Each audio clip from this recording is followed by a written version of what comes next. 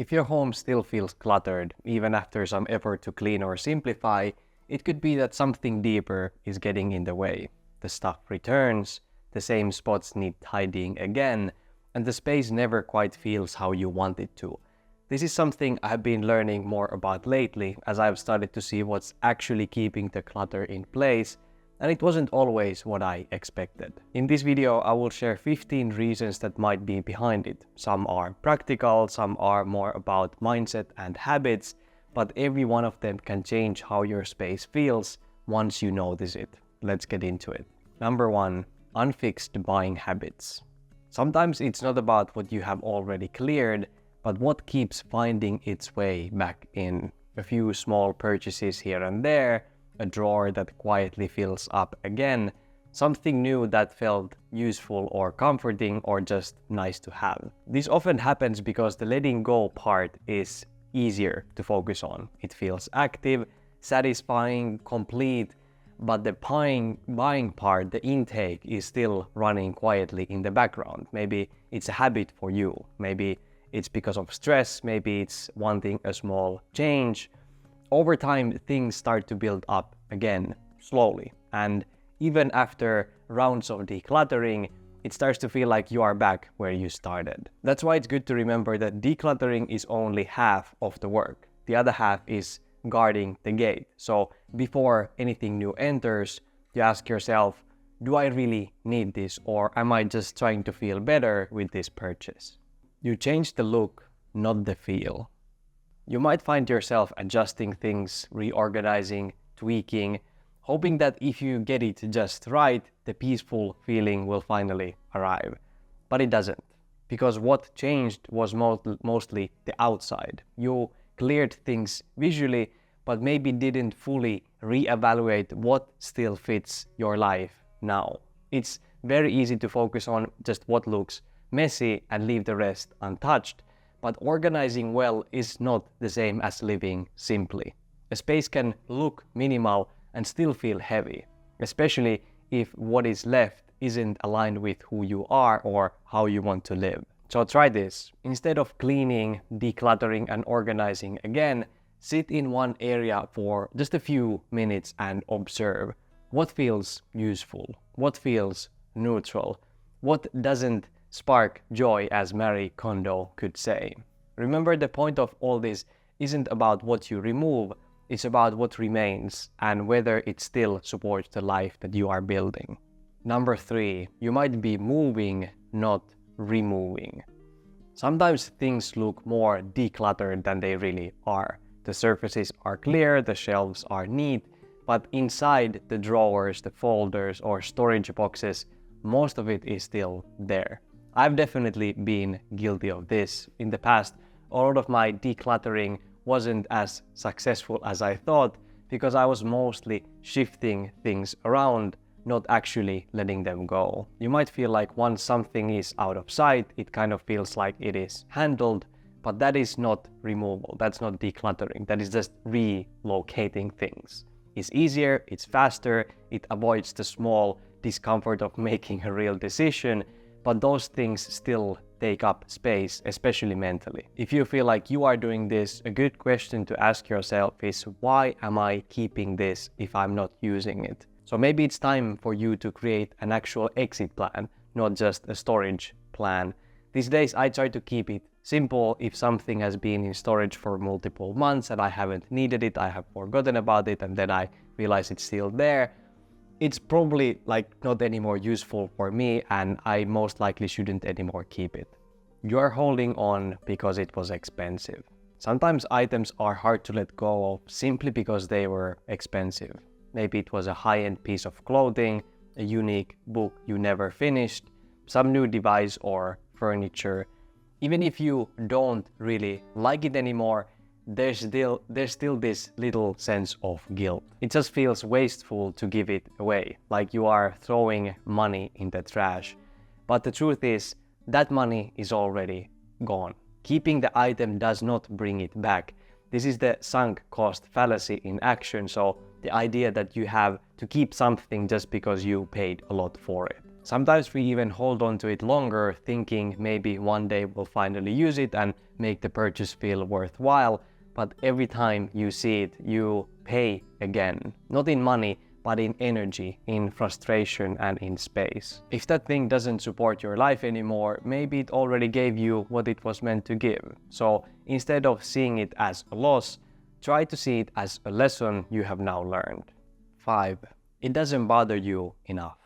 Some spaces feel off, but not enough to demand your attention. The clutter is there, but it is not as bad as in those TV shows you have seen about the true hoarders, so you tell yourself that it's fine. Nothing's urgent, so nothing changes. Let's look at this on the clutter spectrum. On one end, there is chaos, everything is so cluttered, and on the other end, there's your version of a dream level, whatever that is. And somewhere there is the breaking point. The personal moment when you finally say, okay, that is enough. For a lot of people, change only starts there. I think my mom actually hit that point last weekend. She suddenly went on a full decluttering spree and I helped her carry out bag after bag. It was like something in her just had shifted. Maybe she had been binge watching my videos or something. But the moment when you start does not have to be that dramatic. You don't need to hit that breaking point or feel very overwhelmed to start simplifying. Choosing better doesn't always need a huge reason. Sometimes it's enough to simply want more peace. So ask yourself, what is still sitting in your space that you have been quietly tolerating? Focusing on theory and motivation, not action. Learning about simplifying, decluttering, and minimalism can be really satisfying. Watching videos, reading posts, saving ideas, it feels like something is already shifting, and it is in a way. You are building awareness, you are thinking differently, and that part does matter. But sometimes we get stuck there, caught in the comfort of theory. The space around us stays exactly the same, but because we are mentally engaged, it feels like we are actually making progress. I have definitely been there, deep in the ideas, but extremely slow to actually apply them. This has happened to me because it's easier to study the thing than to do the thing.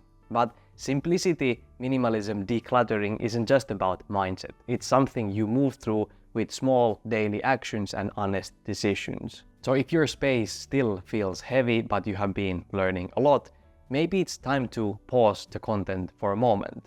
Choose one area, one small step.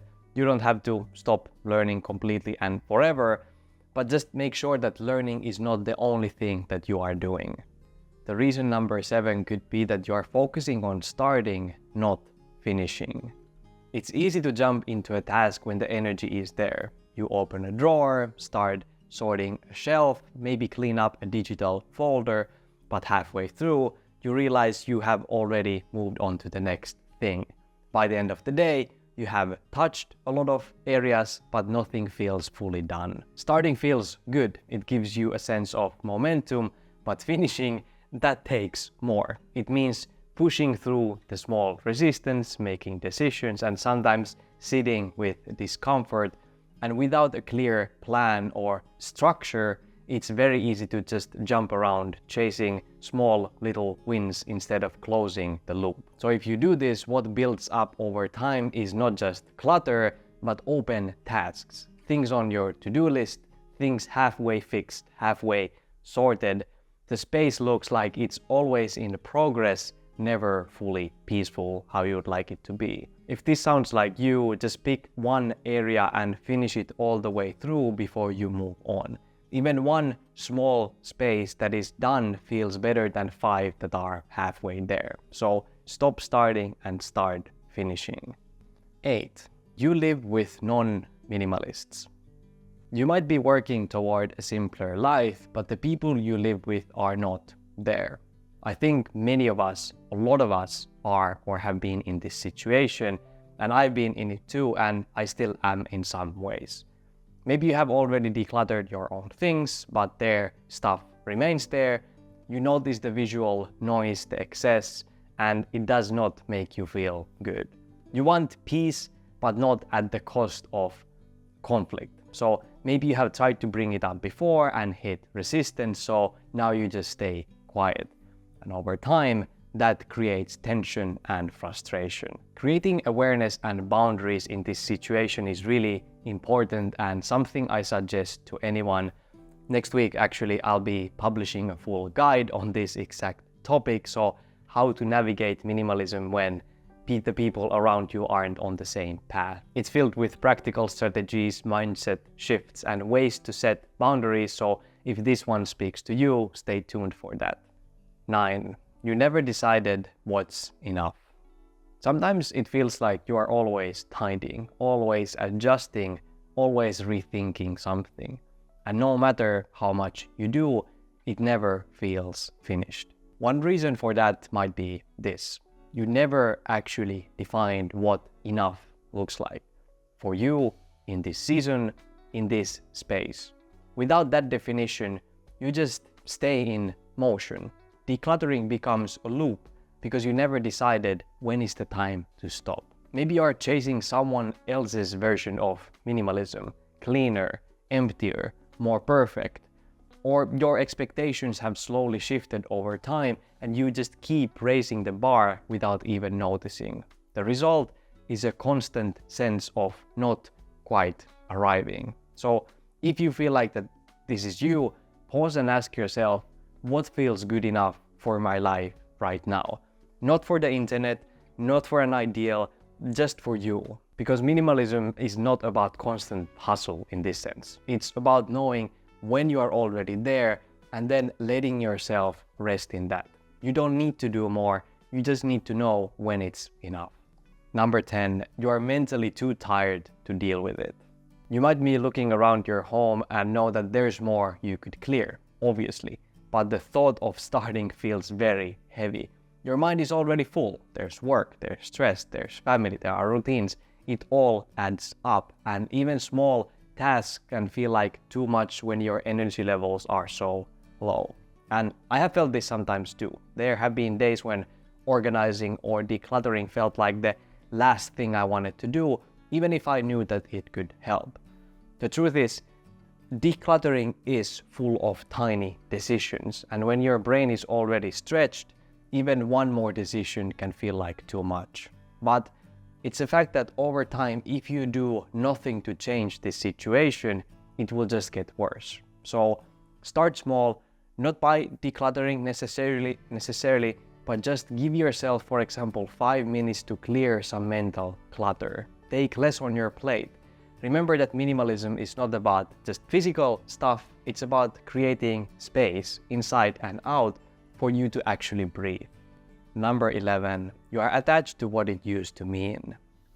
Some things stay in our homes simply because they used to matter. Clothes from a job you no longer do, equipment from a hobby you stopped years ago, maybe some tools or books or materials you once used but haven't touched in a long time. These kind of objects can quietly hold on to old versions of us, ones we haven't fully let go of. There's nothing wrong with keeping some meaningful items, I do that as well, but if something doesn't give you joy, clarity, or peace anymore, it might just be emotional clutter, a reminder of who you were, not who you are now. When we hold on out of identity, it can be hard to grow. It's like staying slightly anchored to the past, even while trying to move forward. But letting go of some of those items doesn't actually erase your past.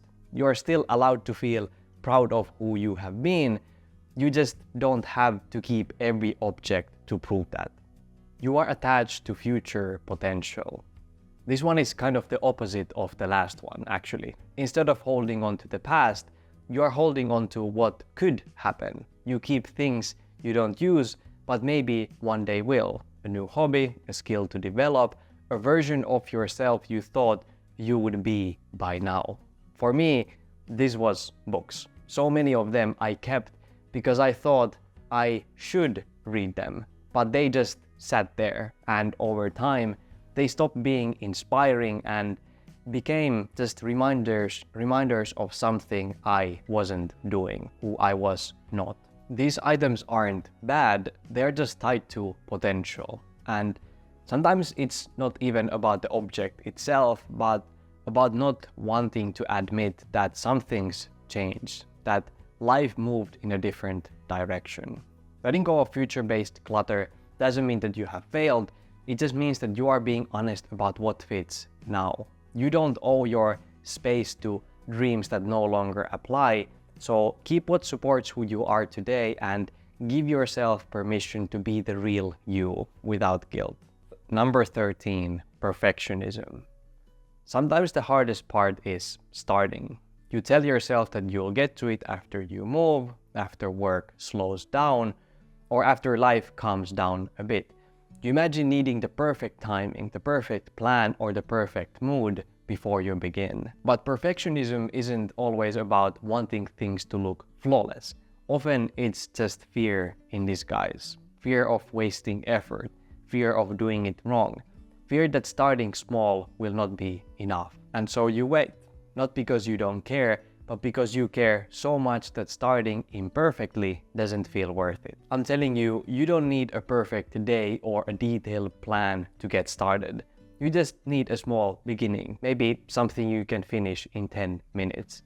Let good enough be enough for now, because clarity usually doesn't show up just once everything is figured out. It shows up after you take the first steps.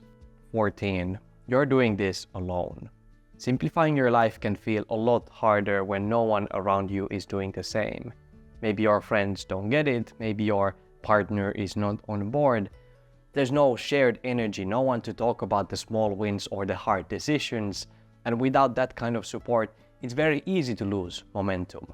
The progress feels slower and you might start wondering if it's even worth it to continue this. I think that you don't actually need a big community like all the time cheering and supporting you, but you definitely do need reminders that you are not the only one doing this. So even a small little things like a video, a voice, a post that makes you feel seen is enough. Like in reason number 6, I know I mentioned that sometimes content can be the biggest distraction, but it can also be the thing that keeps you going. It's one of the reasons why I actually started this whole YouTube channel. So if you feel like you are doing this alone, let this video be your reminder you are not.